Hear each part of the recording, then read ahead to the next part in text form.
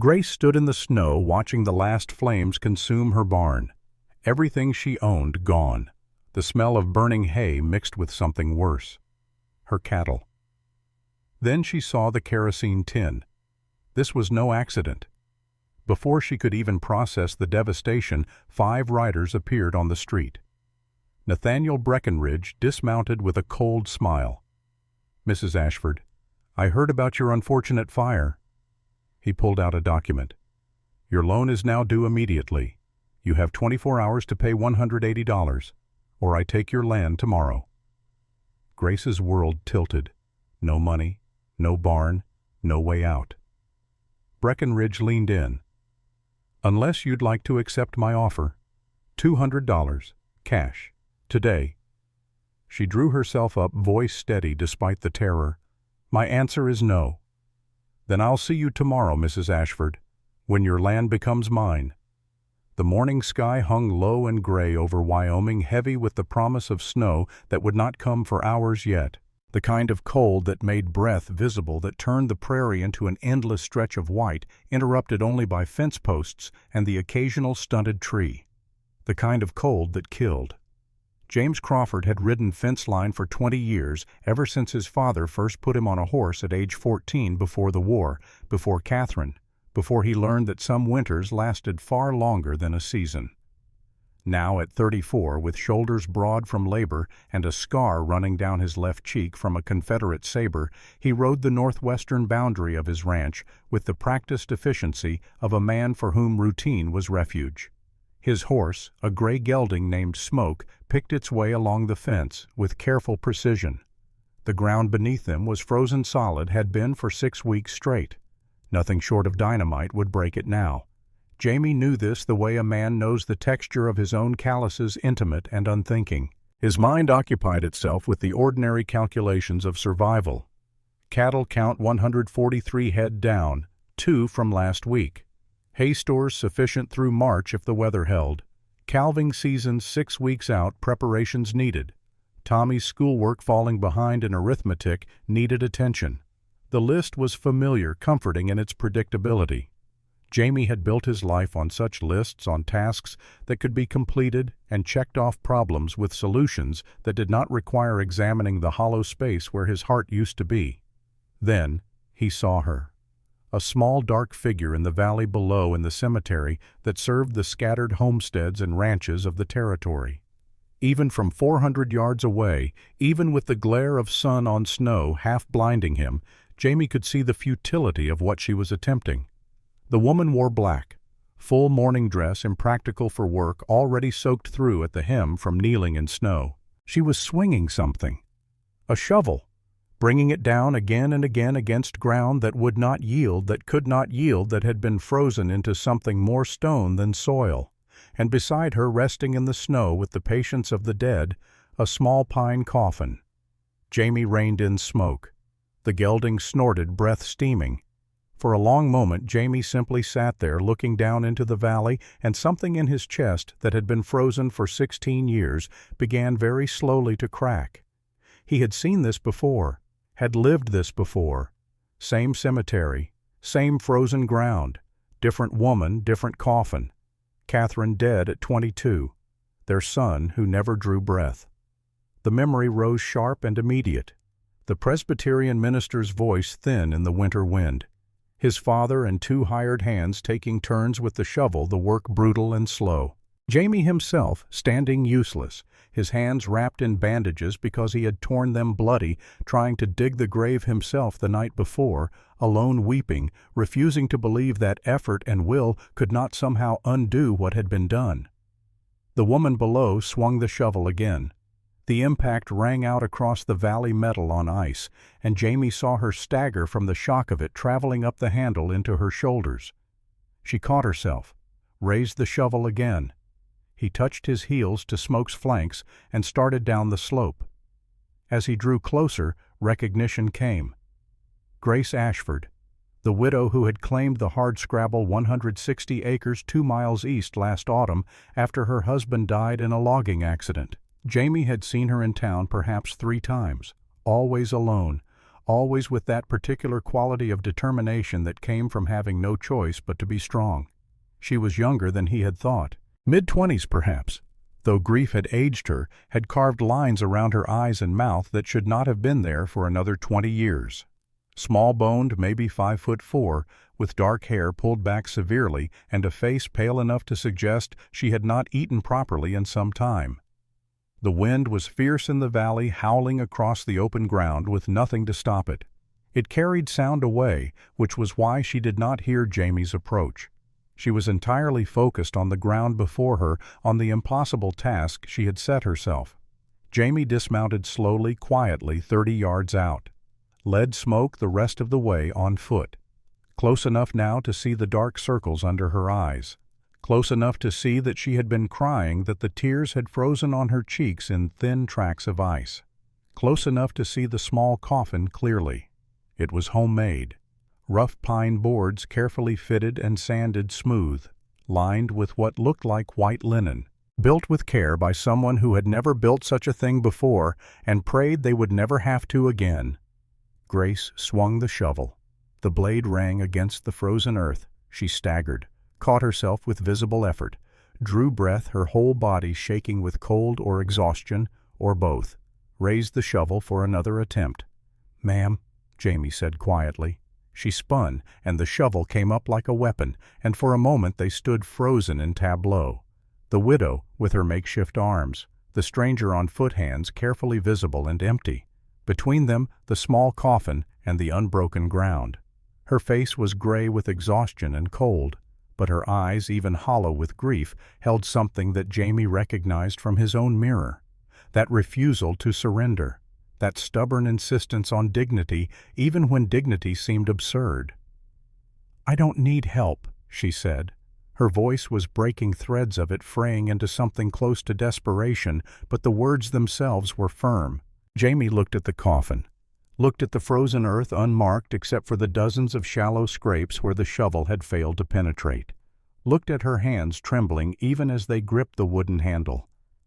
He thought about speaking, about offering condolences or explanations or any of the useless words people said in the face of death. He had heard them all 16 years ago, had hated every one of them. Instead, he stepped forward and gently took the shovel from her grip. "Let me," he said. For a moment he thought she would fight. Her hands tightened on the handle, her jaw set. But then something in her seemed to collapse inward, and her hands fell to her sides, and she sank to her knees beside the coffin, one hand coming to rest on its rough pine surface. Jamie positioned himself, set his weight, and drove the shovel down with all the strength 20 years of ranch work had built into his shoulders and back. The ground resisted. Then, with a sound like breaking glass, it gave slightly, perhaps an inch, perhaps less. Jamie worked the blade, levering, loosening a chunk of frozen dirt the size of his fist. It took 2 minutes of steady effort. This was going to take hours. He set his jaw and kept digging. The only sounds were the shovel striking earth, his breathing growing heavier with effort, and the wind moving through the bare branches of a cottonwood tree at the cemetery's edge. The woman knelt motionless, her hand on the coffin, her lips moving in words he could not hear and did not need to. Jamie had dug graves before.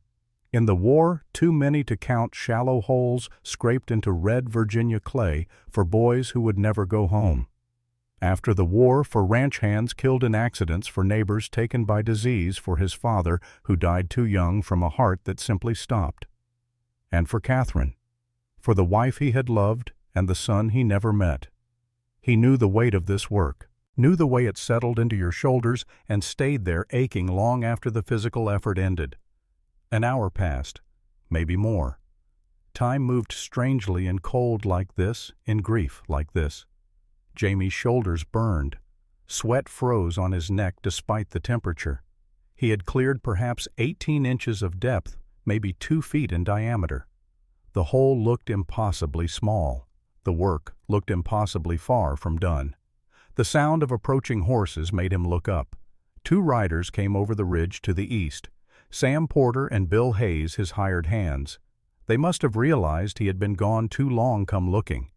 Now they took in the scene with the quick comprehension of men who had seen enough of life to understand immediately what they were witnessing. Sam, 42 years old and steady as stone, dismounted without a word. He walked to his saddle and pulled out a pickaxe that he had brought for fence work. Bill, grizzled and gray at 64, joined him. Together the three men worked, taking turns with shovel and pick, attacking the frozen ground with systematic determination. No one spoke. There was nothing to say that the work itself did not express more clearly. They were digging a grave for a child they had never known, standing witness for a woman who had no one else, doing the only thing that mattered in this moment, which was making sure that the small body in the small coffin would have a resting place that met the frozen ground with something other than futility. The hole deepened, 2 feet, 2.5, 3 feet. Deep enough. It would have to be. Sam stepped back first, removing his hat. Bill and Jamie did the same. Their breath steamed in the cold air. Their hands were raw despite gloves, but the grave was ready. Grace stood on legs that trembled visibly. She bent and lifted the coffin. It was light, horribly, impossibly light. Whatever child lay within weighed almost nothing. Jamie moved to help, but Grace shook her head. She needed to do this part herself. He understood.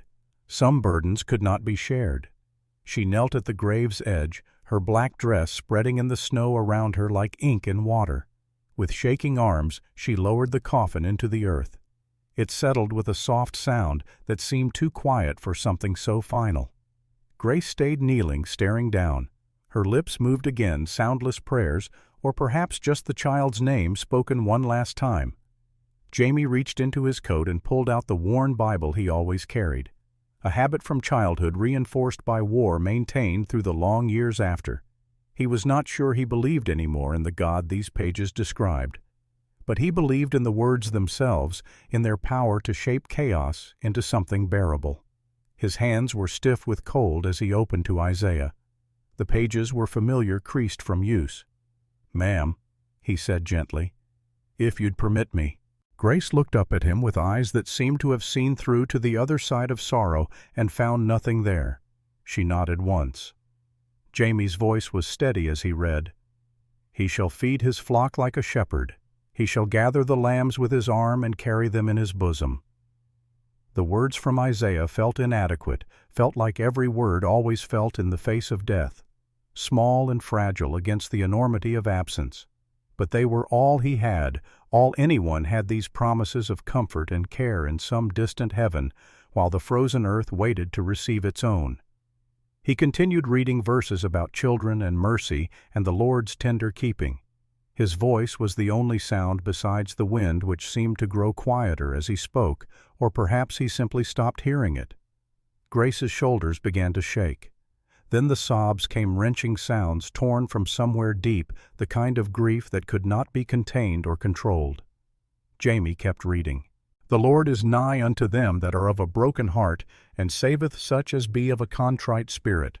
When he finished, he closed the Bible carefully and slipped it back inside his coat. The silence that followed felt sacred, somehow weighted with things beyond language. Jamie nodded to Sam and Bill. Together they began filling the grave, working gently, respectfully, placing the frozen chunks of earth as carefully as if they were laying stones for a foundation. Each piece mattered. Each piece was part of making this real, this final. Sam found 2 sturdy pine branches and lashed them together with leather cord from his saddle, forming a simple cross. The work took only minutes, but he performed it with the same care he would give to any task worth doing. The mound of earth grew. Jamie patted it smooth with the back of the shovel, shaping it into something that looked intentional rather than merely abandoned. Sam placed the cross at its head, driving it deep enough to withstand the Wyoming wind that could howl for days without ceasing. "She'll need a proper stone come spring," Bill said quietly to Jamie, his voice rough with cold and perhaps something else. "I'll carve one," Jamie replied. Grace had not moved. She stood beside the grave, arms wrapped around herself, staring at the fresh-turned earth that was already beginning to freeze again in the brutal cold. The sun was dropping toward the western horizon. the light taking on that peculiar quality it had in winter, sharp and thin, and somehow more distant than in summer. Temperature would plummet once darkness fell. 20 below, maybe 30. Deadly cold for anyone caught outside. Jamie glanced at Sam and Bill.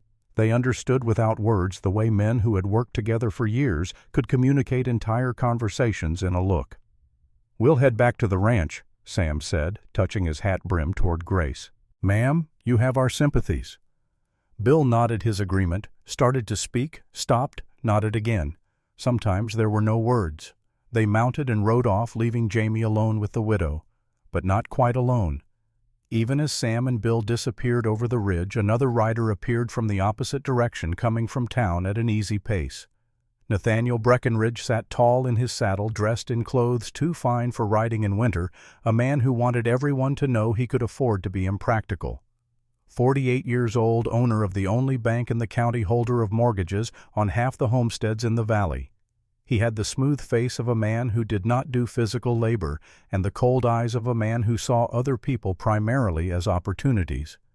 He reined in his horse at a respectful distance from the grave, but not far enough to suggest he was merely passing by. This was deliberate. He had come here with purpose. "Mrs. Ashford," he said, his voice carrying across the cemetery with the practiced projection of a man accustomed to being heard, "my deepest condolences for your loss." Grace turned slowly to face him. Her expression was blank, exhausted past the point where social niceties had any meaning. "Mr. Breckenridge," she said. Her voice was flat. "A terrible tragedy. A child is always the hardest." He paused, managing to make even silence feel calculated. "When you've had time to recover from your grief, we'll need to discuss your outstanding loan.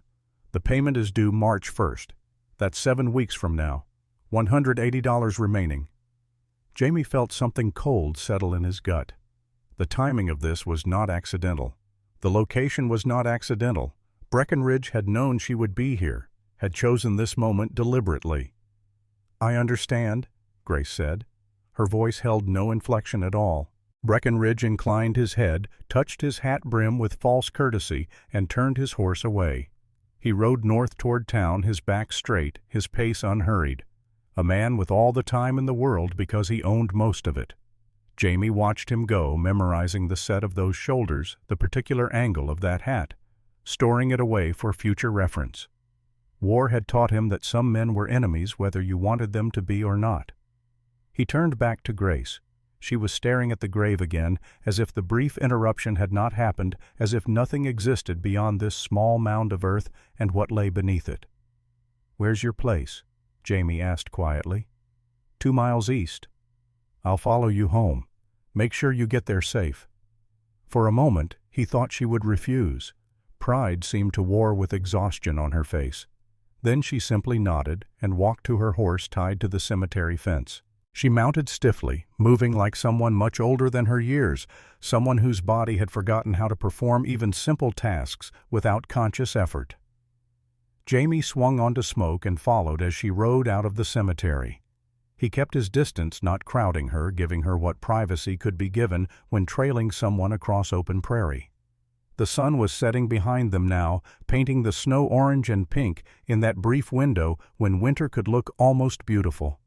Grace rode with her back straight, but Jamie could see her shoulders shake with silent sobs that she thought no one could see. Her cabin came into view as they crested the last rise. Small one room with a loft tucked against a hillside for wind protection. Smoke rose from the chimney, suggesting she had left a fire burning when she departed that morning for the cemetery. The barn beside it was modest but well maintained, or had been. Jamie could see from here that the door was hanging crooked, one hinge broken. Grace dismounted and went inside without looking back. A moment later, lamplight appeared in the window, warm and yellow against the gathering dark. Jamie waited until he was certain she was safe inside, that the door was properly shut against the cold, that smoke continued rising from the chimney. Then he turned Smoke toward home, toward his own ranch, 4 miles northwest, toward the life that waited for him there. Inside her cabin, Grace sat at the rough pine table without removing her coat. Her hands lay flat on the wood, palms down. She could not feel them, could not feel anything except the vast emptiness that had opened up inside her chest where Emma used to live. 3 days ago her daughter had been alive, feverish, struggling to breathe, but alive. Grace had ridden 8 miles through darkness to fetch Dr. Morrison from town. Emma wrapped in blankets and burning hot against her chest, and the doctor had followed her back, but by the time they arrived, Emma's breathing had changed. By dawn, she was gone. The doctor had been kind. He had helped Grace wash her daughter's tiny body, had wrapped her in clean linen, had promised to send word to neighbors. But no one had come. It was January, the hardest month. Everyone was dealing with their own struggles, their own stock to feed their own challenges with this brutal winter. Grace had understood. She had always understood. When her husband Robert died under a fallen timber 14 months ago, neighbors had helped at first. They had brought food, offered assistance. But frontier kindness had limits. People had their own lives, their own troubles.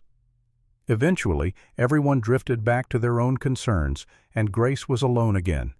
She had learned to manage, had taught herself to handle Robert's work, feeding cattle, mending fence, hauling water from the creek, even when it meant breaking ice 2 inches thick. She had been proud of her independence. When she discovered she was carrying Robert's child, she had been terrified and grateful in equal measure. A piece of him still alive, still present. Emma had been born in May, delivered by a midwife from the neighboring claim who stayed 2 days, then left.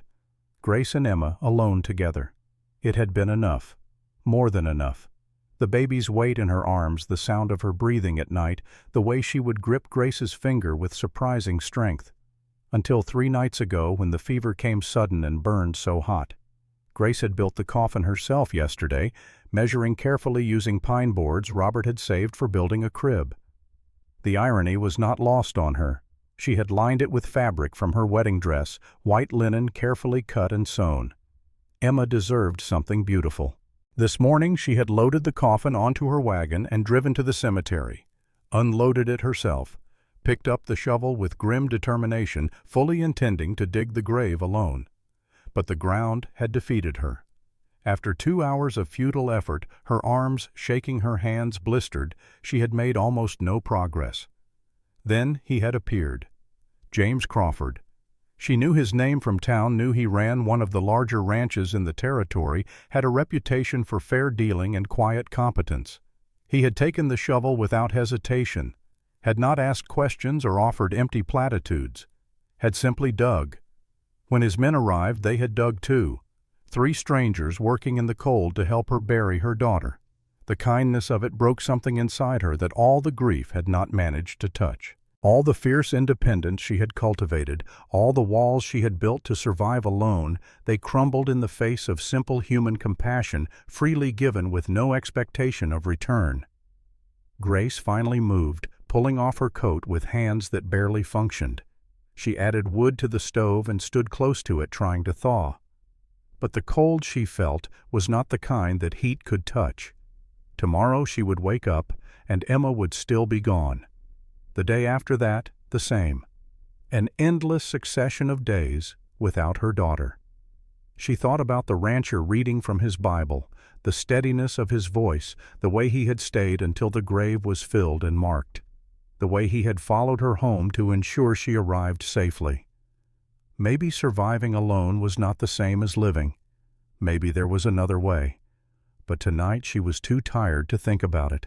Tonight she could only sit by the stove and let the tears come hot against her frozen cheeks, falling onto the rough wood of the table that Robert had built with his own hands in the first month of their marriage, back when the future had seemed full of possibility instead of absence. Outside the temperature dropped. The stars came out brilliant and cold and infinitely distant. The wind began to rise again, moaning around the corners of the cabin.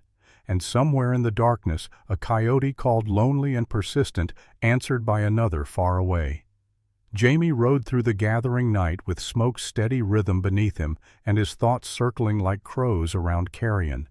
The image of Grace kneeling beside that small coffin would not leave him.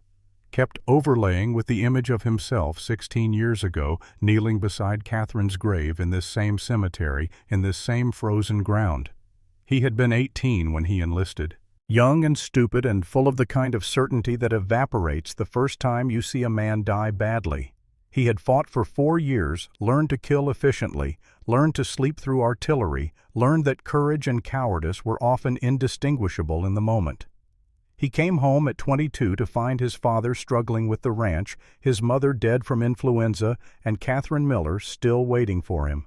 They had been promised to each other since childhood, a match arranged by their families, but blessed by genuine affection.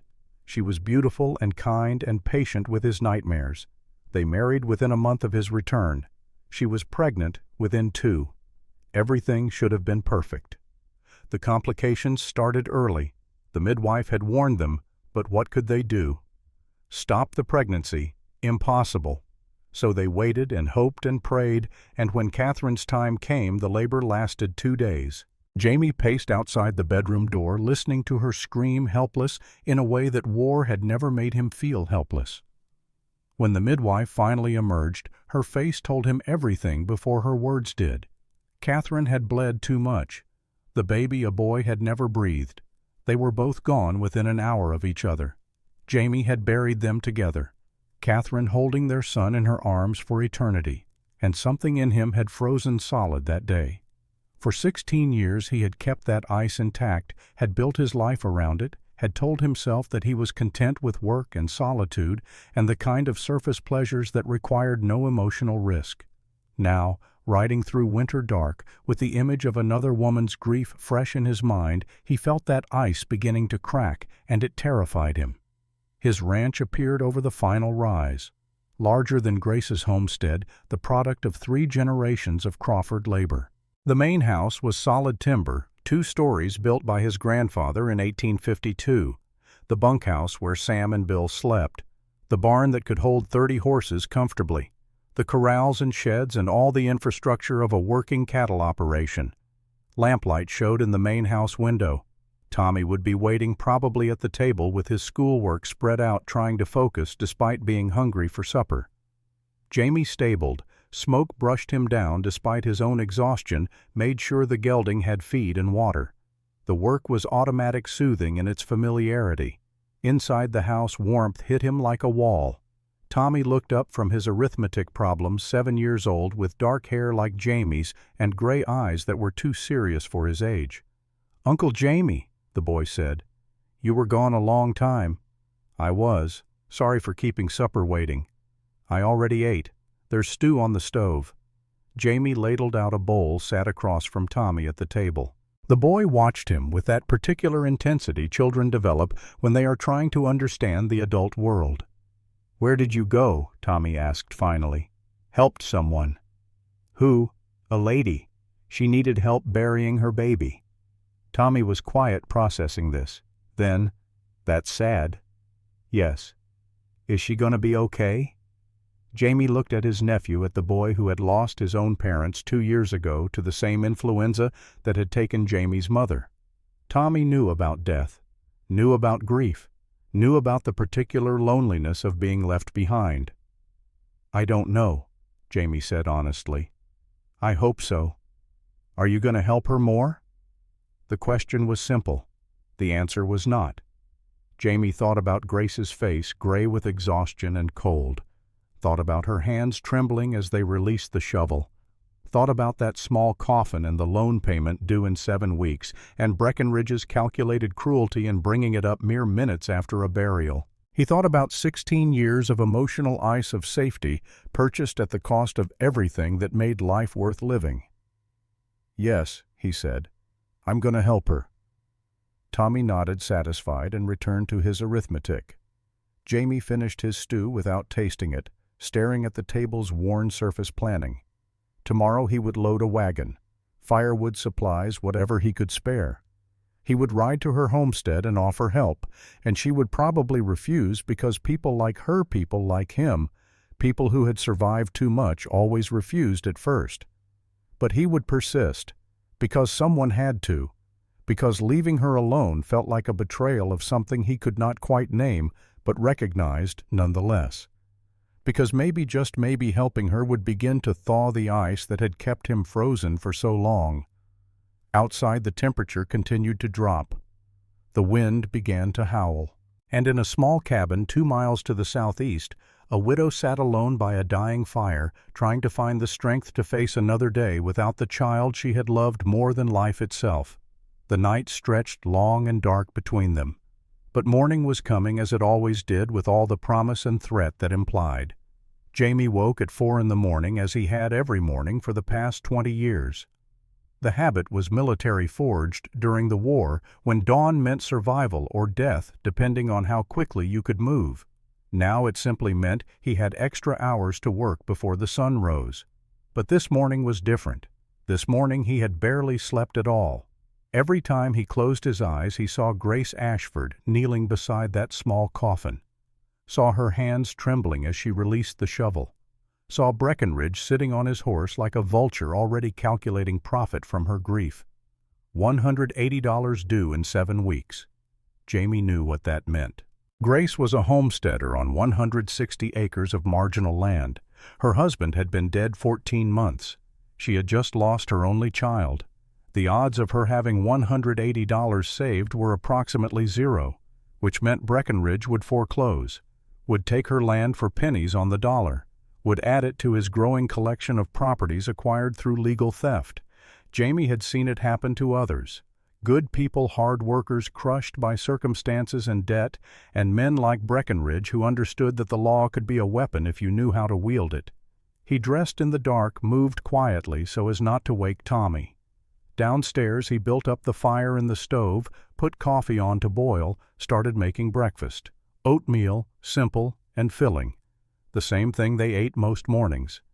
When Tommy came down half an hour later, rubbing sleep from his eyes, Jamie had the table set and food waiting. "You made breakfast," Tommy said, surprised. Usually the boy had to fend for himself until Sam or Bill wandered over from the bunkhouse. "Seemed like a good morning for it." They ate in silence for a few minutes. Tommy was not much of a talker, especially first thing in the morning. The boy had learned early that silence was safer than questions, that adults often did not want to be bothered with the concerns of children. But this morning, Tommy broke his own pattern. "Uncle Jamie," he said, looking up from his oatmeal, "where did you go yesterday?" "Helped someone." "Who?" "A lady. She needed help burying her baby." Tommy's spoon paused halfway to his mouth. His face, already too serious for 7 years, became even more so. "That's sad," he said finally. "Yes." "Is she gonna be okay?" The question was simple. The answer was anything but. Jamie looked at his nephew, at the dark hair that matched his own, at the gray eyes that held too much understanding of loss for someone so young. Tommy's parents had died 2 years ago. His father, Jamie's cousin, and his mother both taken by influenza in the same week.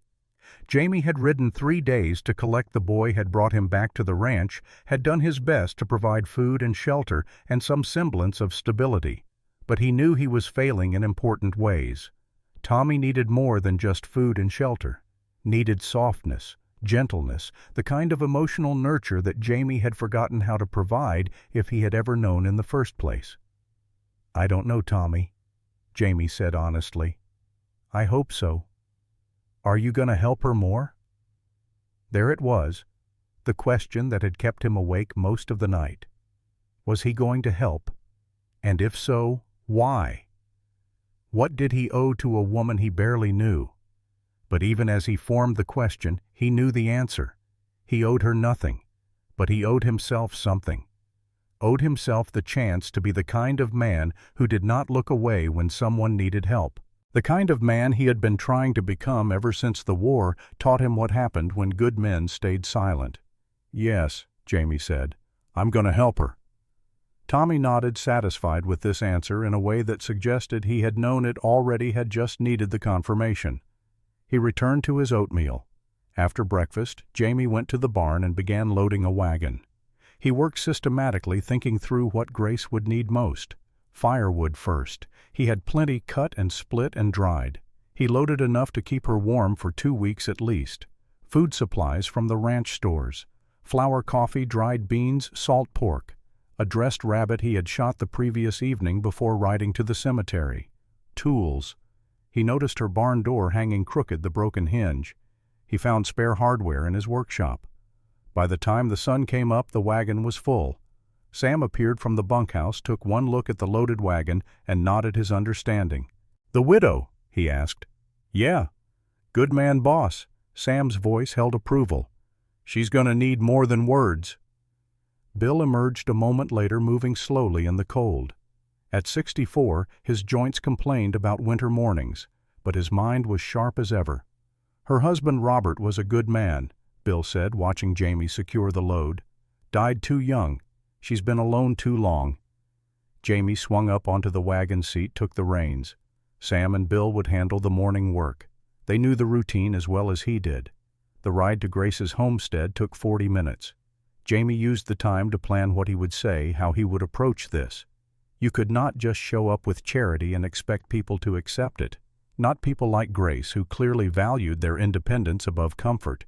He would have to be careful, strategic, offer help in a way that preserved her dignity. Her cabin came into view over the last rise. In daylight, it looked even smaller than it had seemed the previous evening.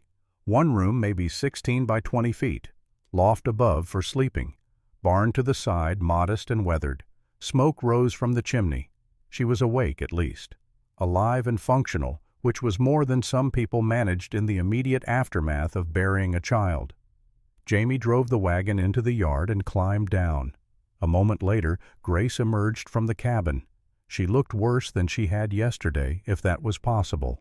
Her face was drawn, her eyes hollow. She wore the same black dress, still damp at the hem from kneeling in snow. She had not bothered to change, or perhaps she had nothing else to wear. "Mr. Crawford," she said. Her voice was flat, empty of inflection. "Ma'am, brought firewood. Thought you might be running low." Her jaw tightened slightly. "I have enough." "Then you'll have more." Jamie began unloading without waiting for permission.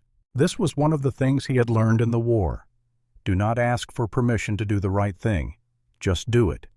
Most people were too polite or too tired to actually stop you. He carried the first load of wood to the side of her cabin, began stacking it against the wall, neat and orderly the way his father had taught him. Grace stood watching for perhaps 30 seconds. Then, as he had hoped, practical necessity overcame pride. She came to help. They worked in silence, carrying wood from wagon to wall, building a stack that would last her well into March. The physical labor was good, warming them both despite the cold. And it meant they did not have to talk, did not have to navigate the awkward terrain of gratitude and obligation. When the wood was stacked, Jamie walked to her barn. The door hung at an angle, one hinge completely broken, the other bent. It would need to be replaced entirely. "Your door's hanging crooked," he observed. "Hinge broke. I've been meaning to fix it." "I'll do it now if you've got spare hardware." Grace hesitated, then showed him where Robert's tools were kept. A small workshop area at the back of the barn, surprisingly well organized. Robert Ashford might have died young, but he had been a man who took care of his equipment. Jamie found what he needed and set to work, removing the broken hinge, fitting the new one, adjusting until the door swung smoothly. The work took maybe 20 minutes. Grace watched from nearby, her arms wrapped around herself against the cold. "Thank you," she said when he finished. The words sounded rusty, as if she had not used them in a while. "Coffee?" Jamie asked. "If you have it." She nodded and led him to the cabin. Inside, the space was clean but sparse. A bed in one corner, Emma's empty cradle beside it, Grace clearly unable or unwilling to put it away. A table with 2 chairs, a cook stove, a few shelves with dishes and supplies. A violin hanging on the wall, the only decoration in the entire room. Grace poured coffee from a pot on the stove. They sat at the table, the same table where she had sat alone the night before. Jamie waited, letting the silence settle. Then carefully he began. "That banker yesterday," he said. "Breckenridge. $180 by March 1st. You got a plan?" Her face hardened immediately. "That's not your concern, Mr. Crawford." "Maybe not, but I'm asking anyway." She looked at him for a long moment as if trying to decide whether to be angry or simply too tired to bother. Finally, she sighed. "My husband borrowed $300 last spring," she said, "for seed and cattle. He planned to pay it back from the harvest, but he died before harvest came. I sold everything I could, paid back $120. I'm left with $180, due in 7 weeks. What happens if you can't pay? Breckenridge forecloses. I lose the land, 160 acres that Robert died for." Her voice was matter of fact, but Jamie heard the despair underneath. This land was all she had left, her home, her livelihood, her last connection to the husband and child she had lost. "I can lend you the money," Jamie said slowly. Her eyes flashed the first real emotion he had seen since arriving. "I don't take charity, Mr. Crawford." "Not charity, a loan. You pay it back when you're able." "I can't accept." "Why not?" "Because—" She stopped, struggling for words. "Because I won't be indebted to another man. I've spent my whole life being dependent. On my father, on Robert. I won't do that again. I can't." Jamie felt a flicker of respect. She had pride, backbone, a refusal to play the victim even when victimhood would be easier. He understood that. After the war, when he came home broken and haunted, people had offered him pity. He had rejected it violently, had insisted on earning his way, on proving that he was still a man capable of standing on his own. "I understand," he said, "but there's another way." Grace looked at him with suspicion. "What way?" "Work for it. My ranch needs help. Spring calving's coming. I need someone who can cook for the hands, help with bookkeeping, mend gear. It's honest work, honest pay." "Why would you offer this?" "Because you need it, and I need the help. Tommy, my nephew, he's 7, needs a woman's influence. Sam and Bill try their best, but—" Jamie shrugged. "How much?" $30 a month plus meals. Room if you want it, or you can stay here and ride over daily." He watched her calculate. $30 a month times 6 months equaled $180, exactly what she needed. Too convenient to be coincidence. "This isn't charity," she asked. "This is work, hard work. You'll earn every penny." She looked at him for a long time, searching his face for dishonesty or pity or whatever it was she feared finding. Whatever she saw there, it seemed to satisfy something. "When do I start?" she asked. "Whenever you're ready." 3 days later, Grace rode to Crawford Ranch for the first time. She had spent those 3 days preparing, washing clothes, organizing what little she owned, trying to convince herself this was a sensible decision and not a mistake that would cost her in ways she could not yet predict. The ranch was larger than she had expected. The main house was solid timber construction, 2 stories with a wide porch and real glass in the windows. The barn could hold 30 horses easily. There were corrals, a bunkhouse, sheds, and equipment that spoke of generations of accumulated prosperity. Grace felt suddenly acutely aware of how shabby she must look. Her black dress was old, patched in places. Her horse was serviceable, but nothing special. She was a poor widow coming to work for wages, and everyone would know it. But she was here, and she had given her word, and Grace Ashford did not break promises.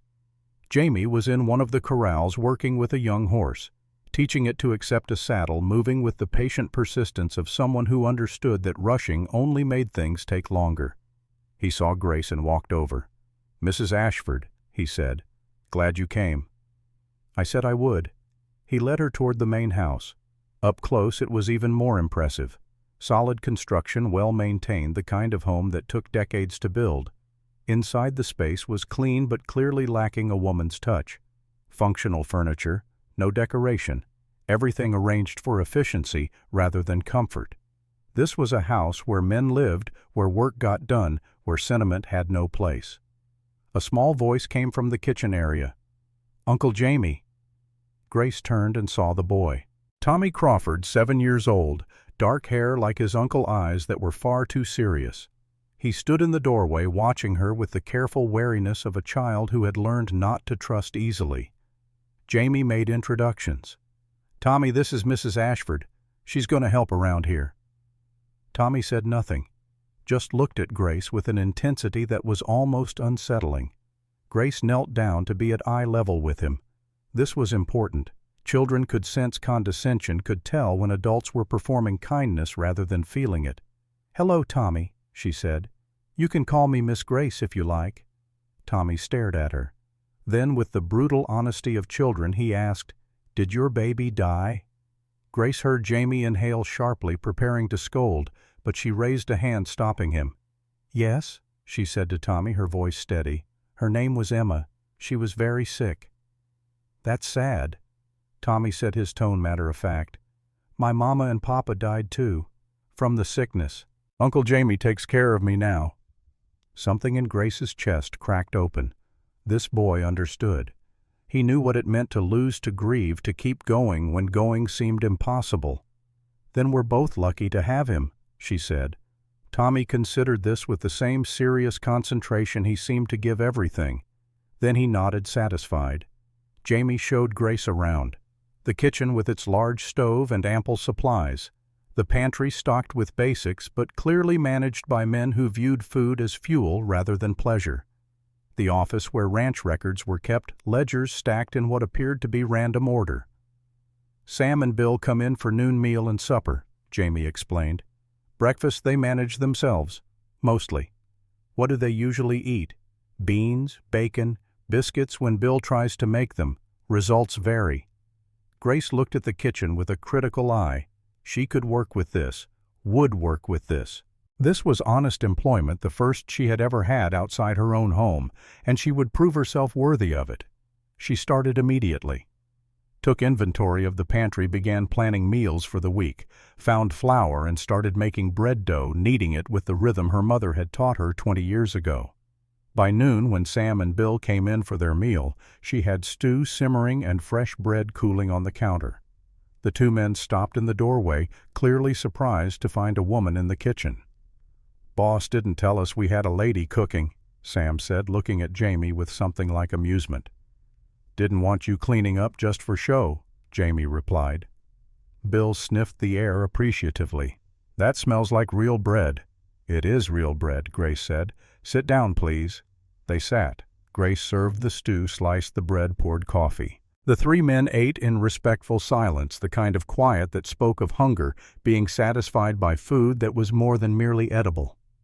Bill was the first to speak. "Ma'am, this is the best meal I've had in 10 years. No disrespect to anyone's cooking, but facts are facts." Sam nodded agreement. "You can cook like this every day." "If you keep me supplied, yes." After the meal, as Grace was washing dishes, she heard the sound of a horse approaching. Through the window she saw a rider enter the ranch yard. The man was tall and thin, dressed in dark clothes with a gun belt low on his hip. His face was hard-marked with scars that spoke of violence, both given and received. He sat his horse with the casual arrogance of someone accustomed to intimidating others. Jamie stepped out onto the porch. Sam and Bill followed, their hands drifting toward their own weapons with the unconscious readiness of men who had been in dangerous situations before. "Crawford," the stranger said. His voice was flat, emotionless. "Name's Jack Malone. Mr. Breckenridge sent me." "What about—" Jamie's voice had gone cold. "About Mrs. Ashford. Heard she's working here now." "That's her business. Mr. Breckenridge thinks it's interesting. Widow woman working for a bachelor rancher. People might talk." Jamie descended the porch steps, moving with deliberate calm. "People can talk all they want. Mrs. Ashford's doing honest work for honest pay. You got a problem with that?" Malone smiled, a thin expression with no humor in it. "No problem, just delivering a message. Mr. Breckenridge likes to know what's happening in his county." "This isn't his county," Jamie said. "Now get off my land." The two men stared at each other, and Grace could feel the tension even through the window. This was not mere disagreement. This was something deeper, more dangerous. Finally, Malone touched his hat brim in mock courtesy and turned his horse away. But as he rode off, he looked back once, and his eyes found Grace in the window. The message was clear. Breckenridge was watching, and whatever game he was playing, it was far from over. When Jamie came back inside, Grace was still at the window, her hands gripping the edge of the sink. "What was that about?" she asked. "Breckenridge keeping tabs. Don't worry about it." But Grace was worried. She understood what men like Breckenridge wanted: power, control, land. And she understood that by coming to work here, she had made herself part of something larger than just paying off a loan. "He wants my land," she said. Jamie did not deny it. "Probably, but he's not getting it." "How can you be sure to?" "Because I won't let him." The certainty in his voice was both reassuring and frightening. Grace barely knew this man, had no reason to trust that he would keep his word. But something in his eyes and the way he stood suggested that James Crawford did not make promises lightly. That evening, after Sam and Bill had returned to the bunkhouse and Jamie was outside checking on the horses, Tommy approached Grace in the kitchen. She was washing the supper dishes, her hands moving automatically through work that had been part of her daily routine for as long as she could remember. "Miss Grace." Tommy's voice was small. She looked down at him. "Yes." "Will you stay, or will you leave like everyone else?" The question hit her harder than she expected. This boy had lost too much: his parents, his home, his sense of security, and now he was asking her, a stranger, for something she was not sure she could give. She dried her hands and knelt down to his level, looked him in the eyes. "I'll stay as long as I'm needed, Tommy. Promise." She hesitated, did not want to make a promise she might not be able to keep, but looking at his face, at the desperate hope there, she could not refuse. "I promise to try my best." Tommy thought about this, then nodded. "Okay."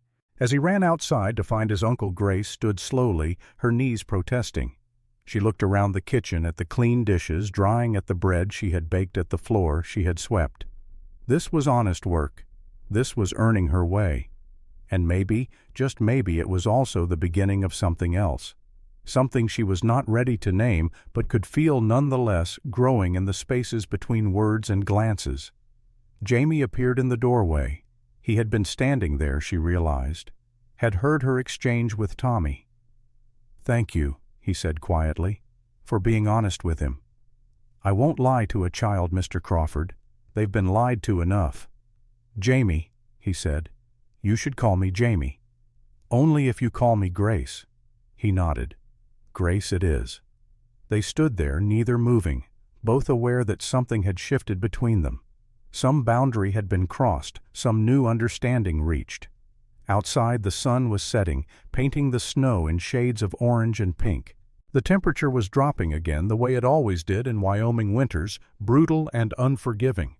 But inside the ranch house, there was warmth and light. And for the first time in longer than Grace could remember, there was the faint possibility of something that might eventually become hope.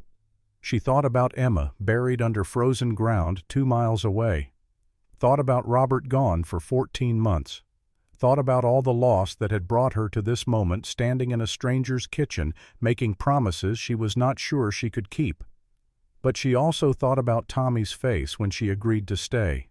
Thought about the way Jamie had defended her to Malone without hesitation. Thought about honest work and earned wages and the dignity of standing on her own feet. Maybe survival was not the same as living. Maybe there was a difference between enduring and actually being alive. Grace was not sure yet which one she was doing, but for the first time in months, she thought maybe possibly she might find out. The night settled over the ranch, bringing stars and cold and the distant howl of coyotes. Inside the house, lamps were lit. Fires burned in stoves, and 3 people who had been strangers less than a week ago sat together in a warmth that was more than merely physical. Tomorrow would bring its own challenges. Breckenridge would not give up easily. The loan deadline was still approaching. Winter was far from over. But tonight there was bread cooling on the counter and coffee in the pot and the sound of a child's laughter as Tommy showed Grace his schoolwork. Tonight, that was enough. The first week at Crawford Ranch passed in a blur of work and routine. Grace rose before dawn, rode the 2 miles from her cabin to the ranch, and spent her days cooking, cleaning, organizing the chaos that 3 men living alone had created over the years. The ledgers were a disaster: entries crossed out and rewritten numbers that refused to balance. But Grace had patience and a head for figures that her father had cultivated when she was young. By the end of week 1, the books were in order. The kitchen ran smoothly. Tommy was eating better than he had in months, and Grace had begun to feel something she had not felt since Robert died. Useful, necessary, alive in a way that went beyond merely surviving. But the work was not without its challenges. Sam Porter watched her with quiet skepticism those first few days, not hostile exactly, but wary in the way men often were around women who claimed competence in areas traditionally reserved for men. On the 3rd day, he came into the kitchen while Grace was working on the ledger's columns of numbers spread across the table. "You really know how to do that?" he asked, nodding at the books. Grace looked up. "I do." "Most women don't. Most women aren't given the chance to learn. I was lucky. My father believed education mattered even for daughters." Sam studied her for a moment, then nodded slowly. "Fair enough. What's the verdict?" "The verdict is that your bookkeeping has been terrible, but it's fixable. Give me another day, and I'll have everything balanced and organized. Crawford's been trying to sort those books for 2 years. "Crawford," Grace said with the faintest smile, "doesn't have my patience." Sam actually laughed at that, a short bark of sound. "No, ma'am, he surely doesn't." After that, Sam's skepticism faded.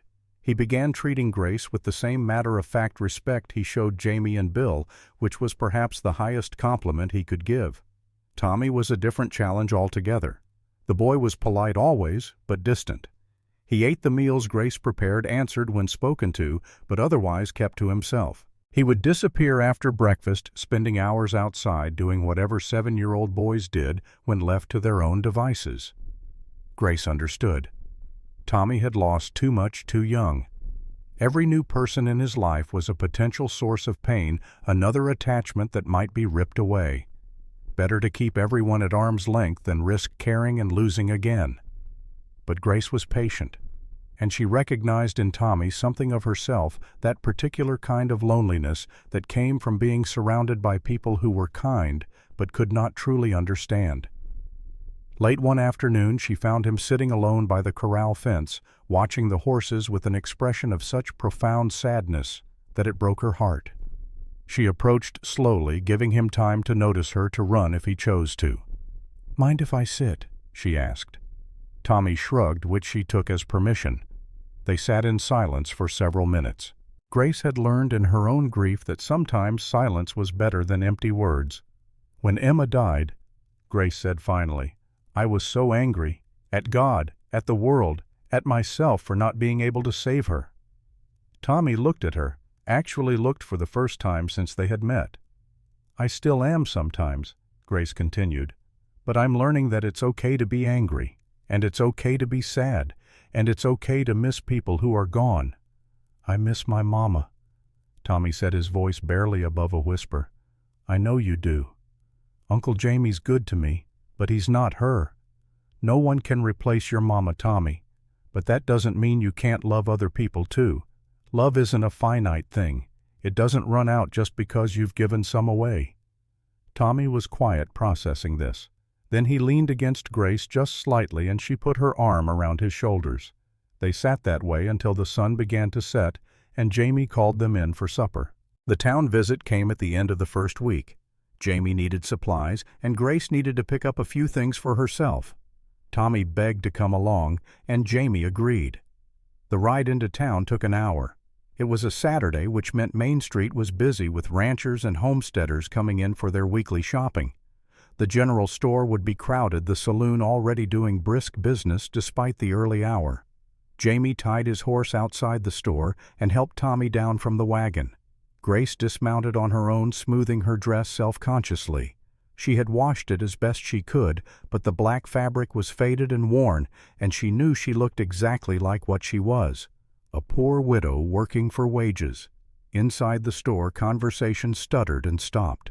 Eyes turned toward them. Grace felt the weight of those gazes, the calculation happening behind them. James Crawford, one of the most eligible bachelors in the territory. Grace Ashford, the widow who had just buried her infant daughter, working together at his ranch. The implications were obvious, even if they were also entirely wrong. Mrs. Patricia Brennan stood at the counter talking with the shopkeeper's wife. She was a handsome woman in her mid-40s, well-dressed with the particular air of someone who believed her opinions mattered more than those of others. She was also Nathaniel Breckenridge's sister, which meant she carried her brother's influence like a weapon. "Mrs. Ashford," she said, her voice carrying across the store. "Mr. Crawford, how cozy this arrangement must be." Grace felt her spine straighten automatically. "It's an employment arrangement, Mrs. Brennan. Honest work for honest pay." "Of course, dear. Though one does wonder about appearances. A woman alone with 3 men, no proper chaperone. Some might question the propriety." Jamie stepped forward, his voice going cold in a way that Grace had not heard before. "Wondering is free, Mrs. Brennan, but spreading malicious gossip might cost you. I'd think carefully about what you say next."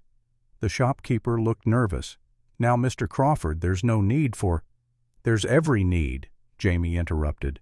"Mrs. Ashford works for me. She does honest work and earns honest wages. Anyone who has a problem with that can take it up with me directly. And I promise you I'm not as patient as she is." The store had gone completely silent, everyone watching, waiting to see how this would play out. Mrs. Brennan's face flushed, but she held her ground. "I'm simply concerned for Mrs. Ashford's reputation, as one woman to another." "My reputation," Grace said quietly, "has never been yours to protect, Mrs. Brennan, and I'll thank you to keep your concerns to yourself." She turned and walked to the shelves, began selecting the items she needed. Her hands were shaking, but she kept her face composed, refused to give anyone the satisfaction of seeing her rattled. Jamie gathered his own supplies, paid for everything, including Grace's purchases, before she could object, and they left. Outside, as they loaded the wagon, Grace's composure finally cracked. "You didn't have to do that," she said. "Yes, I did. But now people will talk even more." "Let them talk. I don't give a damn what Patricia Brennan or anyone else thinks. You're working for me. That means I stand by you." Grace looked at him. Really looked. Saw something in his face that she had not seen before, a kind of fierce protectiveness that went beyond mere employment. "Why?" she asked. "Why do you care what they say?" Jamie was quiet for a moment. Then, "Because I know what it's like to be judged by people who don't know you. After the war, after Catherine died, people talked. Said I should have protected her better, should have been more careful, like they had any idea what happened, like they had any right to judge." It was the first time he had really spoken about Catherine. Grace felt the weight of that confidence, the trust implied in sharing it. "What happened to her?" Grace asked gently. "She died giving birth, along with our son, 16 years ago." His voice was flat, controlled. "The labor was difficult. Went on for 2 days. When it was over, they were both gone." "I'm sorry." "So am I." They stood there in the street, neither moving, and something passed between them. A recognition. They were both survivors of losses that had fundamentally changed them. Both people trying to figure out how to keep living when the people they had built their lives around were gone. The moment stretched. Then Tommy called from the wagon, breaking the spell. They rode back to the ranch in comfortable silence, the kind that did not need filling with words. That night after supper was cleared and Tommy had gone to bed, Grace stayed to finish some mending. Jamie sat at the table with her, ostensibly looking over some ranch papers, but Grace noticed he was not really reading them. Finally he spoke. "Can I ask you something?" "Of course." "Why did you say yes to working here? You could have asked others for help. Could have gone back east to family." Grace set down her needle and thread. "I have no family back east. My parents died when I was 19. Robert's family never approved of our marriage. When he died, they made it clear I was on my own. I'm sorry." "Don't be. I've learned to stand on my own feet. And when you offered me work instead of charity, you gave me something no one else had, a way to earn my keep, to maintain my dignity." Jamie nodded slowly. "That matters to you, more than anything." They were quiet for a moment. Then Grace asked, "Can I ask you something?" "Sure." "The war. You don't talk about it much, but Tommy mentioned nightmares. Jamie looked surprised. "He told you that?" "Not directly. He mentioned hearing you walk around at night. I've heard it too some nights when I stay late." Jamie rubbed his face. "I didn't realize anyone noticed." "You don't have to apologize for nightmares, Jamie. We all have them. Mine are just about different things." "What do you dream about?" "Emma, Robert's accident, being alone." Grace hesitated, then continued. "Sometimes I dream I'm calling for help and no one comes. I'm screaming and screaming, but no sound comes out." "That's the war," Jamie said quietly. "Every night, same dream. We're pinned down, taking fire. Men dying all around me. I try to give orders, try to save them, but I can't move, can't speak. Just watch them die." The confession hung in the air between them. "Does it get better?" Grace asked. "I don't know. It's been 16 years. I've learned to live with it." "That's not the same as getting better." "No, it's not." Grace reached across the table and took his hand. It was a bold gesture, improper by any standard. But in that moment, propriety seemed less important than connection. Jamie looked down at their joined hands, then back at her face. "Grace," he started, but whatever he was going to say was interrupted by a loud knock at the door. Jamie stood his hand going automatically to the gun he wore even at home. Grace had noticed he was never unarmed, even inside his own house. Another remnant of the war, perhaps. He opened the door to find Dr. Morrison standing there out of breath from riding hard. "Jamie," the doctor said, "I need to talk to you. And Mrs. Ashford. It's urgent." They sat at the table and Dr. Morrison laid out what he had learned. Breckenridge has been buying up debts all over the county, foreclosing on homesteaders who can't pay. In the past year alone, he's acquired 10 properties. "Why?" Grace asked, though she thought she already knew the answer. "The railroad. Wyoming and Pacific is coming through this valley next year. Anyone who owns land along the route will make a fortune selling right-of-way. We're talking about prices 100 times what the land is worth now." Jamie leaned forward. "So Breckenridge is stealing land legally, buying debts, forcing foreclosures, planning to resell to the railroad." "Exactly." Grace felt cold. "My land. Is it in the path?" Dr. Morrison pulled out a map, spread it on the table. "Right in the middle of the proposed route. Your 160 acres could be worth $50,000 to the railroad, maybe more." Jamie studied the map. His own ranch bordered Grace's property. If the route went through her land, it would come close to his as well. "How many people know about this?" Jamie asked. "Very few. Breckenridge has kept it quiet. The railroad won't announce the route officially until spring. By then he plans to own most of the land." "Can we stop him?" Grace asked. "Only if people can pay their debts and hold on to their land, but most can't afford to.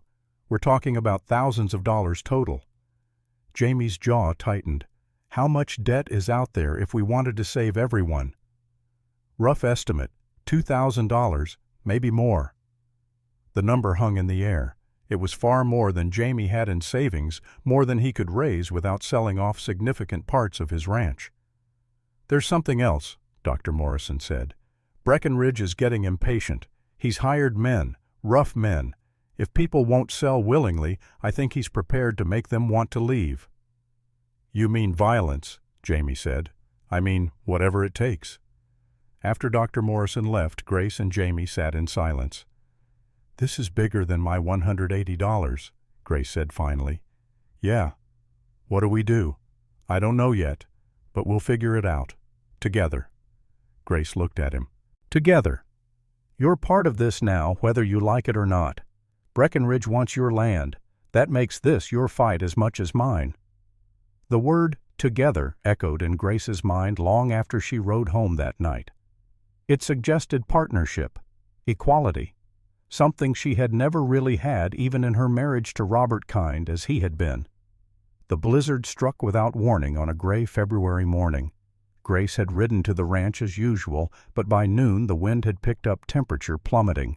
Jamie looked out the window at the darkening sky. "Storm's coming. Bad one. You should stay here tonight." Grace hesitated. "I need to check on my cattle." "I'll go with you. We'll make it quick." They rode together toward her homestead, But the storm hit faster than expected. Within minutes, visibility dropped to nothing. Snow drove horizontal, stinging their faces. "We need shelter," Jamie shouted over the wind. Grace pointed toward a ravine. There. They dismounted, leading the horses into the shallow protection. But as Grace stepped down, her boot caught on ice-covered rock. She fell hard, striking her head on stone. Jamie saw blood immediately dark against snow. "Grace." He caught her as she slumped. "Grace, stay with me." Her eyes fluttered. "I'm fine. You're bleeding. We need to get you warm." He lifted her onto his horse, mounted behind her, holding her against his chest. The ride back to her cabin took 30 minutes that felt like hours. Inside, he laid her on the bed, examined the wound. Deep cut above her temple, already swelling. He cleaned it, bandaged it, his hands shaking. "Don't leave me," he whispered, not realizing he'd said it aloud. "Please don't leave me."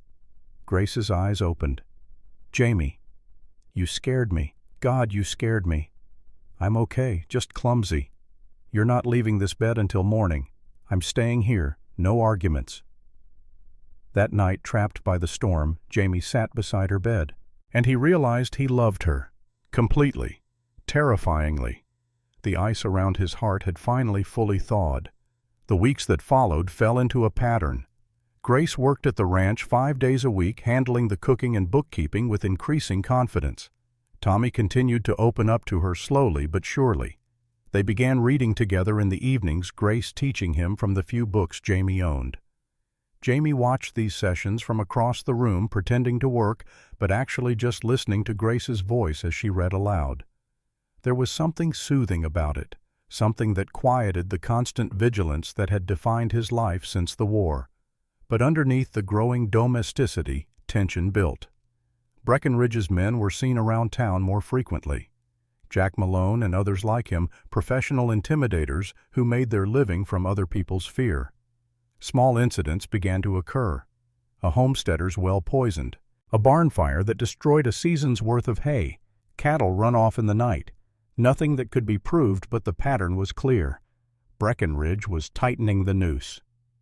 The confrontation came in mid-February on a bitter cold morning 3 weeks before Grace's loan came due. Grace woke to the smell of smoke. Not the normal smell of her own stove, but something stronger, more acrid. She ran to the window and saw flames. Her barn was on fire. She threw on clothes and ran outside, but it was already too late. The entire structure was engulfed, the heat so intense she could not get close. Her cattle were screaming inside, the sound horrific. Grace ran around to the back, managed to open a small door there. 3 cows ran out terrified, but 2 more died in the flames, their cries cutting off abruptly. By the time the fire burned itself out, nothing remained but smoking ruins. Grace stood in the snow, shaking from cold and shock, staring at the destruction. Her barn, her tools, her winter hay stores, all gone. And then she saw it. A tin of kerosene deliberately placed near where the fire had started. This was not an accident. She was still standing there when Jamie arrived an hour later, having seen the smoke from his ranch. He took one look at the scene and understood immediately. "Breckenridge," he said. "I can't prove it. We both know it." They rode to town together, reported the incident to Sheriff Polk. The sheriff barely looked up from his desk. "Fire. These things happen in winter," he said. "This was arson," Jamie insisted. "Deliberate. You got proof. There's a kerosene tin. Could have been there for months. Without witnesses or concrete evidence, I can't do anything." Grace leaned forward. "Sheriff, someone burned my barn, killed my cattle. Are you really telling me there's nothing you can do?" "I'm sorry for your loss, ma'am, but the law requires evidence." Jamie's hands clenched into fists. "You won't investigate because Breckenridge owns you.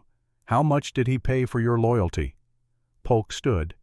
"Get out, both of you, before I arrest you for disturbing the peace." Outside the sheriff's office, Grace felt the full weight of her situation crash down on her. "I can't rebuild," she said. "The barn alone would cost $80. 2 replacement cows, 40 more. New hay stores, 20. I sold my harvest and paid back $120 immediately. But that used up everything. Winter expenses since then have eaten through what little I had left. Now I have $47 total. Not enough to rebuild, not enough to pay the loan. After this, I don't even have that. How much do you need total for the loan? $180. But with the fire damages, I'd need over $300 just to get back to where I was. Jamie was quiet for a long moment. Then he said, I'll cover it. No. Grace, I won't let you pay my debts. That's exactly what Breckenridge wants, for me to be dependent on you. Then he can claim impropriety and validate our arrangement, say I was never legitimately employed. She was right, and Jamie knew it. Breckenridge would twist any financial help into something sordid. Then what do? He asked. Grace's voice was hollow. I sell. Take whatever offer Breckenridge makes. Use it to pay the loan and have enough left to start somewhere else. No, we fight. How I have 3 weeks. No money, no barn, no way forward. Before Jamie could answer, Tommy's voice called from down the street. Uncle Jamie, Miss Grace men are coming. They turned to see 5 riders approaching. Nathaniel Breckenridge in the lead, Jack Malone beside him, 3 other hard-looking men behind. They stopped in front of the sheriff's office. Breckenridge dismounted with the casual confidence of a man who owned the town. Crawford, Mrs. Ashford, I heard about the unfortunate fire. My condolences. Save it, Jamie said. Your men set that fire. Careful with accusations, Crawford. Slander is actionable. Breckenridge turned to Grace. Mrs. Ashford, I have a solution to your difficulties. I'm prepared to offer $200 for your land. Cash today. That covers your loan with money left over. My land is worth $800. Only if you can keep it, which given recent events seems unlikely. Breckenridge's smile did not reach his eyes. This is a generous offer. I suggest you take it. Grace drew herself up to her full height, which was not much, but dignity had nothing to do with physical size. My answer is no. That's unfortunate. You have 3 weeks until your loan comes due. Without a barn, without income, I don't see how you'll make that payment. He nodded to Malone, who pulled out a document. Notice of debt acceleration, Malone read. Mrs. Grace Ashford, your outstanding loan is hereby called due immediately effective as of this date. Grace felt her blood run cold. You can't do that. The bank can call loans at any time if the borrower's financial condition deteriorates significantly. Your barn burning constitutes such deterioration. You have 24 hours to pay the full $180, or I foreclose tomorrow. It was a trap perfectly executed. The fire had been deliberate, designed to create the exact conditions that would allow Breckenridge to accelerate the loan. This is theft, Jamie said, his voice deadly quiet. This is business, Crawford, nothing personal. Breckenridge mounted his horse. 24 hours, Mrs. Ashford. Think carefully about your decision.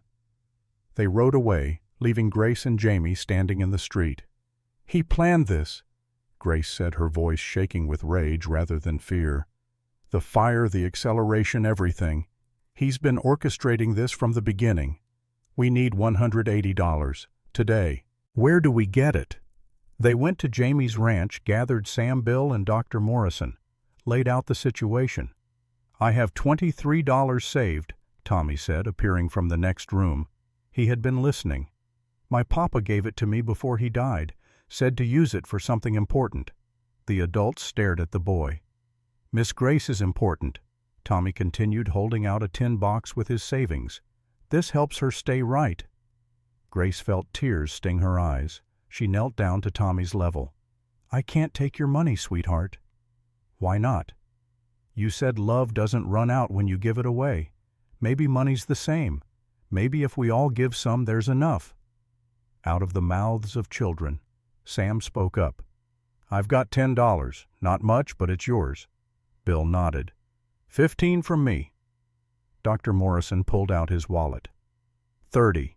Everything I can spare. Jamie did the calculation. With ranch funds, I can add 70. That gives us 148. We're still $32 short. They sat in silence, trying to think of solutions. Then Dr. Morrison spoke. There's one more option. The horses. Jamie, your breeding stock is worth serious money. One of your stallions could bring $80, maybe $100. Jamie felt something twist in his chest. Those horses were his father's legacy, 20 years of careful breeding to create animals that could survive Wyoming winters and work the roughest terrain. But Grace was looking at him with those dark eyes, and he thought about Catherine, about how he had failed to save her, about 16 years of living half a life because he was afraid to risk caring again. "Do it," he said. "Send word to Cheyenne. Tell them I have a black stallion for sale, best mountain horse in the territory. They can have him for $100 cash, but they need to be here by morning." "Jamie, no," Grace protested. "Not for me. Those horses are everything to you." Jamie took her hands. "They're horses, Grace. You're—" He stopped searching for words. "You're more important." The look that passed between them held volumes that neither was ready to speak aloud. Dr. Morrison left immediately to send the telegraph. The buyer's response came within 2 hours. They would arrive first thing in the morning with cash. That night, Grace insisted on going home to her cabin despite Jamie's protests that she should stay at the ranch where it was safer. She needed to think, needed space to process everything that was happening. But she could not sleep. Every time she closed her eyes, she saw her barn burning, saw Breckenridge's cold smile, saw the impossible situation closing in around her. And she saw Jamie's face when he offered to sell his horse. The pain there carefully hidden, but visible if you knew where to look. He was sacrificing something that mattered deeply to him, for her, a woman he had known less than 2 months. Why, Grace rose before dawn and rode to Jamie's ranch, found him in the barn grooming the black stallion one last time. "I can't let you do this," she said from the doorway. Jamie did not turn around. "It's already done. The buyers will be here in an hour." "But those horses are your father's work, your legacy." "My father's been dead 5 years. He'd understand." Grace walked closer, put her hand on the horse's neck. The animal was magnificent, powerful, and elegant in equal measure. "Why are you doing this, Jamie, really? Don't tell me it's just employment. Don't tell me it's just being neighborly. Tell me the truth." Jamie finally looked at her. In the dim light of the barn, with dawn just breaking outside, his face showed every one of his 34 years and then some. "Because I spent 16 years barely living," he said. "Because I watched you bury your daughter, and something in me woke up that I thought was dead. Because Tommy smiles now when he didn't before you came. Because the house feels like a home instead of just a place to sleep." He stepped closer to her. "Because when I think about Breckenridge taking your land, forcing you to leave, I can't breathe. And I don't know what that means exactly, but I know it matters." Grace felt her heart hammering. "Jamie." But whatever she was going to say was interrupted by the sound of horses approaching. Multiple riders. They stepped out of the barn to see not the buyers from Cheyenne, but townspeople. A dozen of them led by the shopkeeper from the general store. "Mr. Crawford," the shopkeeper called, "heard you were selling your stallion to help Mrs. Ashford. Heard about what Breckenridge is doing. We brought money." He held up a bag. $53 total. Everybody pitched in what they could. It's not much, but it's enough, Jamie said, his voice rough. More than enough. With the community's contribution, Tommy's savings, and the money from Sam Bill and Dr. Morrison, they had well over the $180 needed. The Cheyenne buyers arrived an hour later, disappointed to find the horse was no longer for sale. But Jamie sent them away with information about other horses he could sell later when the urgency had passed. By noon, they were in Breckenridge's bank. Jamie, Grace, Sam Bill, Dr. Morrison, and half the town. Grace walked to the counter and placed $180 in coins and bills in front of Breckenridge. "Payment in full," she said, "for the loan on my property." Breckenridge's face went through several expressions in rapid succession. Surprise, anger, calculation. He counted the money, slowly making them wait. Finally, he looked up. "This is correct. $180. Your debt is satisfied." He wrote out a receipt, his hand stiff with barely controlled fury. Grace took it, folded it carefully, tucked it into her pocket. "We're done here," she said. But as they turned to leave, Breckenridge spoke again. "Mrs. Ashford, one more matter." They stopped. "Your property taxes, $47 owed. Payment was due yesterday. I'm afraid the county will have to seize your land for tax sale unless you can pay immediately." The silence was absolute. This was the final trap, the last piece of Breckenridge's plan. Grace felt the world tilt. She had no more money. They had used everything to pay the loan. Grace stood there defeated when she heard footsteps behind her. The shopkeeper from the general store stepped forward, his face flushed with shame. "Mrs. Ashford," he said loudly so everyone could hear, "I owe you an apology. We all do. We let Breckenridge intimidate us, let gossip poison our judgment. But watching you fight, watching Mr. Crawford and young Tommy stand by you, watching you refuse to give up even when beaten." He pulled coins from his pocket. "This town was built by people like you, people who don't quit.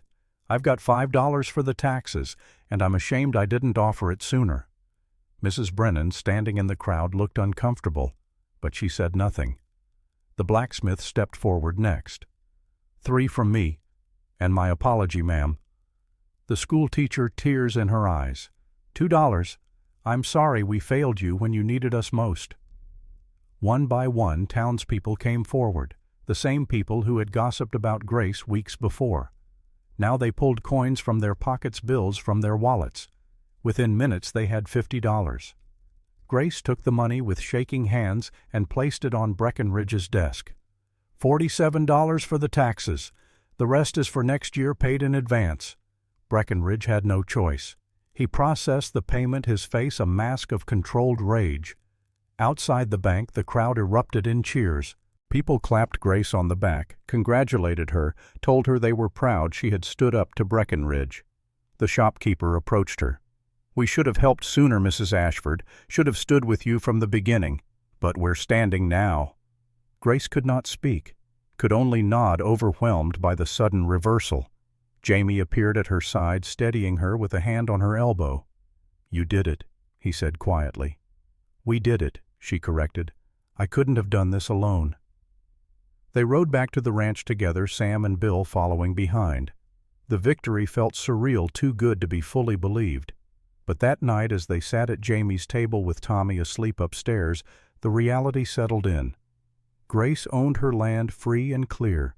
Breckenridge had been defeated, at least for now. "What happens next?" Grace asked. "Next we rebuild your barn. Can't have you wintering cattle without proper shelter. I can't afford. I'll cover the materials. You work it off." "Same arrangement as before." Grace shook her head. "That's not the same arrangement, Jamie. That's charity. It's investment. Your land borders mine. If the railroad comes through, we'll both be dealing with it. Makes sense to keep you there." It was logical, practical, and also not the whole truth. Grace looked at him across the table, this man who had appeared in her life at its darkest moment and refused to let her face it alone. "Jamie," she said carefully, "what are we doing here? What do you mean? This arrangement, is it still just employment?" Jamie met her eyes. "No." "Then what is it?" He reached across the table, took her hand in his. "I don't know exactly what to call it, but it's more than employment, more than friendship. It's—" He struggled for words. "It scares me," Grace admitted. "The thought of caring about someone again, of risking loss." "I know, it scares me too." "Then why do it?" "Because 16 years of being safe was also 16 years of being half dead, and I don't want to live like that anymore." Grace squeezed his hand. "I can't promise I won't die. Can't promise I won't leave. Life has taught me those promises are impossible to keep. I'm not asking for promises, just possibility." "Possibility of what?" "Of this, whatever this becomes." They sat holding hands across the table until the fire burned low and the night grew cold. And when Grace finally rode home, she carried with her the weight of something new. Not quite hope, not quite love, but the fragile beginning of both. The weeks that followed brought change, like spring brings green shoots through snow. Subtle at first, then impossible to miss. Jamie's men rebuilt Grace's barn in record time, working sunrise to sunset until it stood solid and weatherproof. The community donated lumber hardware labor. What had been destroyed by malice was restored by collective goodwill. Grace paid her way by cooking for the workers, keeping their books organized, managing supplies. Tommy helped where he could, carrying tools and fetching water, delighted to be useful. And through it all, Grace and Jamie circled each other with increasing awareness. Hands that touched longer than necessary when passing dishes, conversations that stretched late into the evening, glances that carried weight. One evening in late February, after a particularly difficult day where Grace had found herself crying over a dish that Emma used to like, she noticed the violin hanging on Jamie's wall. "May I?" she asked. Jamie nodded. Grace took down the instrument. Her hands trembled as she rosined the bow. She hadn't played since before Emma's birth. Music had felt impossible in grief. But tonight something shifted. She drew the bow across the strings. The first notes were uncertain, rusty. Then muscle memory took over. She played a lullaby her mother had taught her, the same one she'd sung to Emma. Tears streamed down her face as she played, but she didn't stop. Jamie watched from his chair, transfixed. This was the first time he'd seen her truly grieve, truly let herself feel. And somehow the music transformed the grief into something bearable. When she finished, silence filled the room. "That was for Emma," Grace said softly. "She would have loved it," Jamie replied. Grace smiled through her tears. It was the first real smile he'd seen since the cemetery. Tommy appeared in the doorway. "That was beautiful, Miss Grace. Will you play more?" "Yes, sweetheart. I think I will." And in that moment Jamie knew she was going to survive this. They both were. They were quiet for a moment. Then Jamie spoke. "I've been thinking. About what happens after your barn is finished, after you've worked off the debt." "What then?" Grace set down her violin carefully. "I suppose I go back to managing my own place, try to make a go of it alone." "That's one option. What's the other?" Jamie turned to face her fully. "You could stay, not as an employee, as a partner. We combine the properties, work them together, pool resources, share the work and the profits." "Jamie, that's—" "I know it's irregular, but nothing about any of this has been regular. And I think—" He paused, gathering courage. "I think we work well together. I think Tommy needs you, and I think maybe I do too." Grace's heart was racing. "Are you asking what I think you're asking?" "I'm asking if you'd consider marrying me. Not right away, not until you're ready. But someday, when the grief isn't quite so sharp, when the possibility of happiness doesn't feel like a betrayal."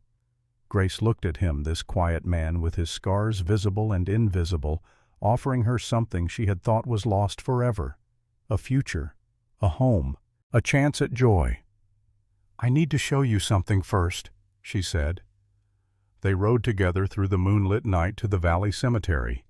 Grace had been there only twice since Emma's burial, the pain still too raw for frequent visits. But tonight felt different. Tonight felt like transition. They stood at Emma's grave. Bill had carved the stone as promised, set it in place just days before. "Emma Rose Ashford, beloved daughter." "Emma," Grace said softly, kneeling in the snow. "This is Jamie, the man I told you about, the man who helped when no one else would." She was quiet for a moment, tears streaming down her face. "I think I'm going to marry him," she continued. "And I needed you to know. Needed to feel like I wasn't forgetting you, because I won't, sweet girl, never." Jamie knelt beside her, placed his hand on the stone. "I'll take care of your mother," he said quietly. "I promise you that. She'll always have a home, warmth, everything she needs. And I'll make sure she never forgets you, that you're always part of our story." They stayed there until the cold became unbearable, then rode back to Jamie's ranch in silence. At the door, before Grace could mount her horse to ride home, Jamie took her hand. "You don't have to answer now," he said. "Take all the time you need, but know that I'm here, that I'm not going anywhere." Grace looked up at him, this good man offering her the world with no strings, no demands. "Yes," she said. Yes, yes, I'll marry you. Not today, not tomorrow, but when spring truly comes, when the prairie is green and the wildflowers bloom, I'll marry you then." Jamie pulled her into his arms, held her tight, and for the first time since Catherine's death, he felt something he had thought was gone forever. He felt whole. They were married on May 15th, when the prairie transformed into a sea of green dotted with wildflowers in every color. The morning dawned clear and warm, the first truly beautiful day after months of bitter cold. Grace woke in her cabin for the last time as a single woman. She dressed slowly, carefully in the blue calico dress she had sewn over the past 2 weeks. The fabric was simple, but the cut was elegant, fitted at the waist with long sleeves and a modest neckline. She had embroidered tiny flowers along the cuffs, working by lamplight after her chores were done. Her hands shook as she pinned up her hair. Not from fear, but from the overwhelming reality of what was happening. She was getting married. Again. After everything she had lost, she was choosing to risk her heart one more time. A knock at the door made her turn. Dr. Morrison stood there dressed in his Sunday best. "Thought you might need someone to escort you to the ranch," he said kindly. "Every bride deserves someone to walk her down the aisle, even if that aisle is just a path to a cottonwood tree." Grace's eyes filled with tears. "Thank you." The ride to Crawford Ranch took 20 minutes. With every passing yard, Grace felt her heart beat faster. She was nervous, yes, but beneath the nerves was something stronger. Certainty. Jamie was a good man, a kind man, and she loved him. When they arrived, she saw that Jamie and the others had transformed the area by the creek. Chairs borrowed from the church formed rows facing the cottonwood tree. Wildflowers decorated every surface, filling the air with their sweet scent. A simple arch stood beneath the tree woven with prairie roses. And there, standing beneath that arch, was Jamie. He wore a black suit that Grace had never seen before, probably saved for special occasions. His dark hair was neatly combed, his face clean-shaven.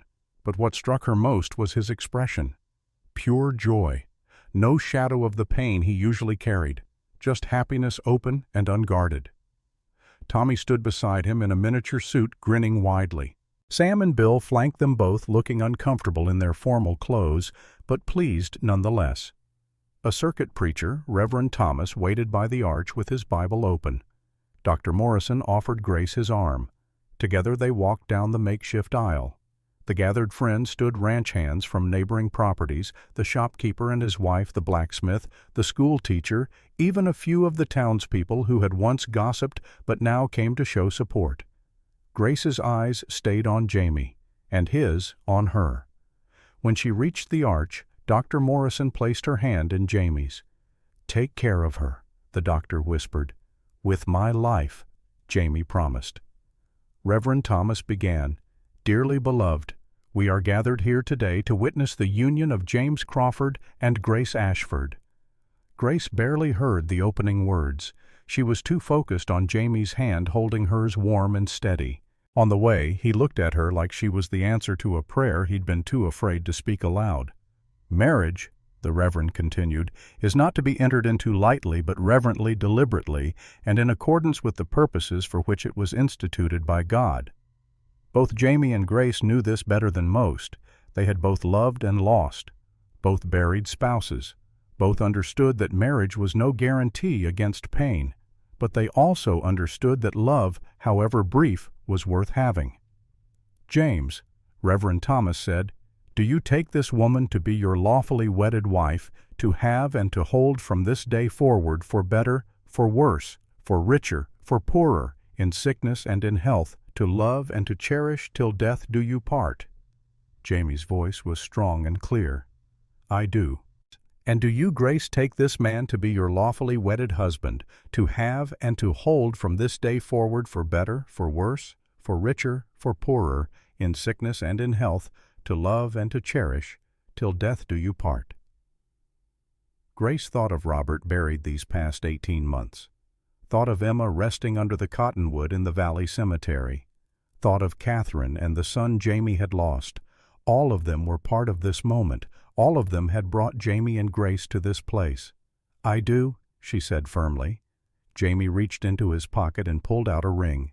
His mother's ring, gold and simple, worn smooth with age. "With this ring," he said, his voice breaking slightly, "I thee wed." He slipped it onto her finger. It fit perfectly. Grace had no ring for him. Wedding bands for men were uncommon on the frontier. But she had something else. She pulled from her pocket a small piece of blue cloth, the same fabric as her dress. "I made this," she said softly, "from the same material as my wedding dress, so that you'd have a piece of this day with you always." She tied it around his wrist, knotting it carefully. A simple token, but it meant everything. "I now pronounce you man and wife," Reverend Thomas declared with a smile. "Mr. Crawford, you may kiss your bride." Jamie cupped Grace's face in his hands, his thumbs brushing away the tears she hadn't realized were falling. He kissed her gently, tenderly, with a promise of all the days to come. The gathering erupted in applause and cheers. Tommy whooped loudly, making everyone laugh. When Jamie and Grace finally pulled apart, both were smiling through tears. "Mrs. Crawford," Jamie said softly, trying out her new name. "Mr. Crawford," she replied. And just like that, they were married. The celebration that followed was simple but joyful. Sam had barbecued a whole pig. Bill had made his terrible biscuits, which everyone ate anyway with good humor. The cake Tommy and Grace had baked together sat as the centerpiece, slightly lopsided, but covered in wild honey. People ate and talked and laughed. The sun climbed high and warm. Music played from borrowed instruments, fiddles and harmonicas, creating folk tunes that had people dancing in the grass. Grace danced with Jamie, then with Tommy, then with Dr. Morrison, then with Bill, who was surprisingly light on his feet for his age. As the sun began to set and guests started departing, each person stopped to congratulate the new couple. The shopkeeper, "May you have many happy years together." The schoolteacher, "You give us all hope, Mrs. Crawford." Even Mrs. Brennan, who had come despite herself, "I was wrong about you. I wish you well." Finally, only Jamie, Grace, and Tommy remained. They stood by the creek as twilight painted the sky in shades of purple and gold. "Are you happy, Miss Grace?" Tommy asked. "I mean Mrs. Crawford." "Happier than I've been in a very long time," Grace said honestly. "Me too," Tommy said, then ran off to chase fireflies that were just beginning to emerge. Jamie put his arm around his wife. "No regrets. None. Not a single one." They stood together watching the stars appear one by one, and Grace thought about the long journey that had brought her here. The pain and loss, the struggle and fear, the moment she thought she had nothing left to live for. And yet here she was, married to a good man, mother to a sweet boy who needed her, owner of land she had fought to keep, surrounded by a community that had finally learned to stand together. Life hadn't defeated her, and it wouldn't, because she had learned the most important lesson of all: surviving was not the same as living, and she was finally, truly alive again. As evening fell and the last neighbors departed, Tommy approached his uncle and new aunt. "Does this mean Miss Grace is my aunt now?" he asked. "It does," Jamie confirmed. Tommy considered this. Then, with the serious expression he wore for important matters, he said, "Good. I'm glad she's staying." "Me too, son. Me too." That night in the home that was now theirs together, Grace and Jamie stood on the porch, watching the stars emerge. "Do you think we can make this work?" Grace asked. "I think we already are. Even with everything we've lost. Especially with everything we've lost. We know how precious this is, how rare. We won't take it for granted." Grace leaned against him. "I still miss her. Emma. I still ache. I know. I still miss Catherine sometimes. And our son. But the ache doesn't mean we can't also feel joy. The two exist together." "How did you get so wise?" 16 years of being stupid first. Had to learn eventually." Grace laughed, the sound bright and unexpected. Jamie realized it was the first time he had heard her really laugh, full and genuine. He wanted to hear it again, wanted to spend the rest of his life finding ways to make her laugh. They stood together as darkness fell completely, and the prairie settled into night sounds. Crickets whined through grass, the distant call of a coyote answered by another far away. Inside, the lamp was lit. The fire burned warm. Tommy slept soundly in his bed, secure in the knowledge that the people he loved would be there in the morning. And Grace and Jamie, two survivors, two people scarred by loss and strengthened by it, faced the future together. Spring had come, and with it the promise that life, however hard, continues, that love, however scarred, endures, that hope, however fragile, is worth choosing again and again. The stars wheeled overhead, infinite and cold and beautiful. Tomorrow would bring its own challenges, work to be done, land to manage, a life to build together. But tonight there was only this moment of peace, hard won and deeply treasured, and it was enough.